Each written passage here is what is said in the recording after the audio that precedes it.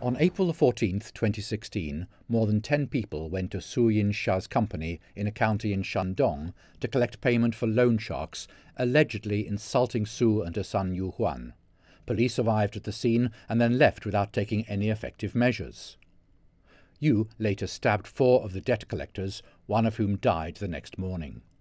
On February 17, 2017, Yu Huan was sentenced to life imprisonment by the Intermediate People's Court of Liaocheng City, sparking heated debate on the internet. Yu appealed after the trial. On March 26th, the Supreme People's Procuratorate pledged to review the case to determine whether Yu was acting in self-defense and to investigate possible dereliction of duty by the police officers involved. On May 27th, a higher court in East China's Shandong province reopened the case. Afterwards, the Supreme People's Procuratorate revealed details of the investigation and suggested Yu Huan's behaviour should be seen as excessive defence, while at the same time determining that the police officers were not derelict in their duty. Now, gentlemen, welcome to the show. Professor Jiang, to you first. What has made the Chinese people so concerned about this case? I think there are several reasons why the general public in China has become interested in this case. I think the first reason is that the ordinary citizens think that it's too harsh to impose a life imprisonment on Yu Huan in the judgment of the first instance trial. And the second reason is that this case is concerned with the so-called loan shark phenomenon in Chinese society. Yeah. Mr. Bai, now what is your personal opinion of the latest opinion that's released by China's top prosecutor's office after the second trial has been held, but before the announcement of the second verdict? What do you think is the message that the top prosecutor's office wants to send here? I believe the Supreme Procuratorate has did some intensive investigation into this case, and apparently it is their belief that in the first instance the court didn't find sufficient evidence to support its verdict, and also procedurally I think the police didn't do a very good job, and also the defendant did have a good legitimate justification to appeal for a self-defense, a justifiable self-defense. So taking that into account, I guess the top prosecutor in the state has intervened and did the right thing to correct the mistakes made in the first instance. Professor Jiang, now what is the importance? The importance here is to understand that the top prosecutor's office has offered its opinion and has changed the official verdict of the first trial from intentional injury into a suggested second verdict, let's say, of unjustifiable excessive self-defense. What is the criteria here? The difference between the verdict of the first instant trial and the opinions of the Supreme People's Procuratorate is that in the verdict of the first instance trial, the court was reluctant to recognize that there is a self-defense. But the Supreme People's Procuratorate says in this statement that there is a self-defense, but it's an excessive self-defense. So in this sense that the Supreme People's Procurator is different from the verdict of the first instance trial. But if the Shandong Higher People's Court agrees with the opinion of the Supreme People's Procuratorate, it means that Yu Huan is still very possible to be sentenced to imprisonment. Mm-hmm. Do we know, according to the Chinese law, what could possibly be his sentence, Professor Jiang?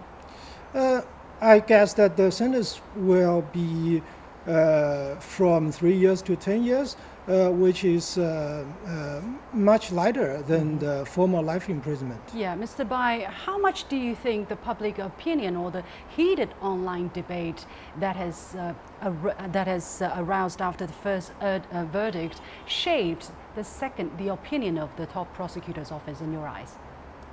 Well, from what the top, the State Supreme Court has said in its news release, I guess the state, prosecutors, the highest authority of the prosecutor, definitely has taken note of the public opinions on this case, which over the past few months has ignited quite some heated debate in the internet, etc.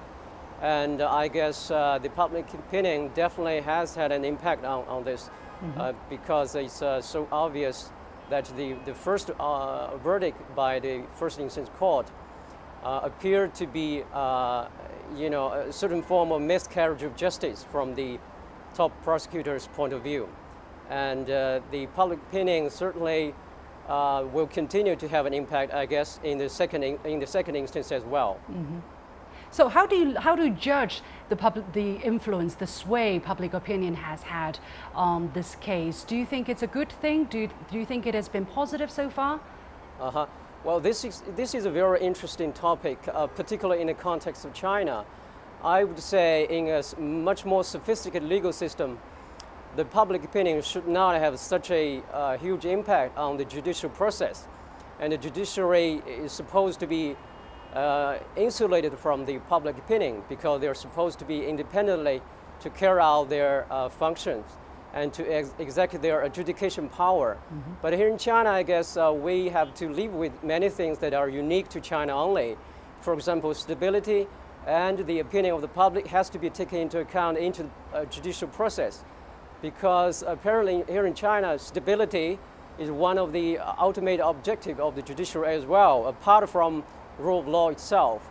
So when it comes to stability, I guess the public opinion has to be taken seriously. And although in the long run, this can be, problematic as well. So we have to be very careful going forward down the road. So there is a potential risk that the general public, that the public opinion could have too much influence on the judicial judgments. Professor Jiang, what is your take on this case so far, and on the relationship between the press, the public opinion, and the judicial work by, in a relatively independent fashion? I agree with Mr. Bai that ideal world that the judiciary should be independent from any illegitimate influence. But in this case, I think the public and the press has played a very positive role to help the judiciary to make further investigations into the facts. Actually, I think at present in China, at least the public and the press can play more positive role in shaping judicial fairness. I mean that the general public and the press can help the judiciary to have better verdict or better judgments.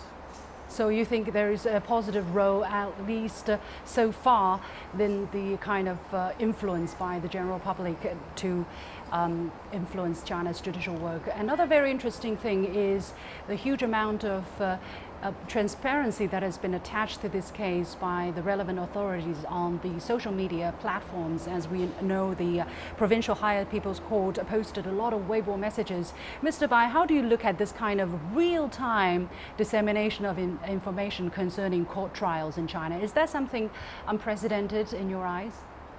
Well, yeah, to a certain extent, this is quite unprecedented. Of course, simply because this is a very high-profile case, and it has drawn a lot of attention from the media and from the general public. There's a lot of debate, a lot of discussion on the internet, etc.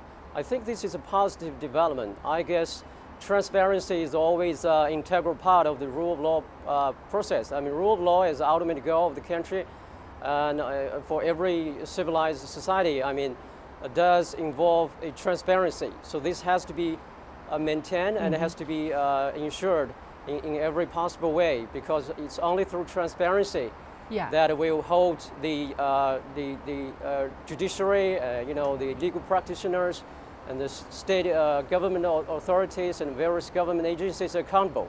Yeah. So this is going to be very important. I think in the future this will set a precedent that transparency will continue to be maintained and to be stick to. Very quickly, one word from each of you. Professor Jiang, you first, then Mr. Bai. What is the biggest lesson to be drawn from this case? I think the biggest lesson which can be drawn from this case is that we should try to balance the right of the defender and the right of the attacker in a self-defense case. Mr. Bai?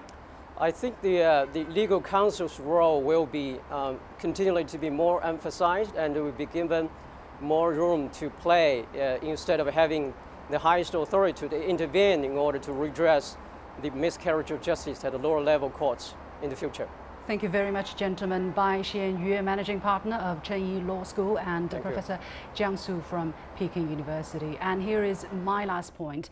What has impressed me most about this case is the unprecedented level of access to the public given to it by the Shandong Provincial High People's Court. Now on Saturday 27th from 8:30 in the morning till 11 in the evening, that's some 15 hours, the court sent a total of some 130 live tweets of statements, pictures and short videos of what was happening in the courtroom for anyone interested to watch. There was also heated debate in the comments where netizens freely expressed their opinions, including voices of support and opposition. Whether or not the final verdict will be accepted by the general public is not for me to comment on, but the fact that people could see such an important deliberation unfold in real time in front of their eyes is an important step of building trust in the country's judicial system.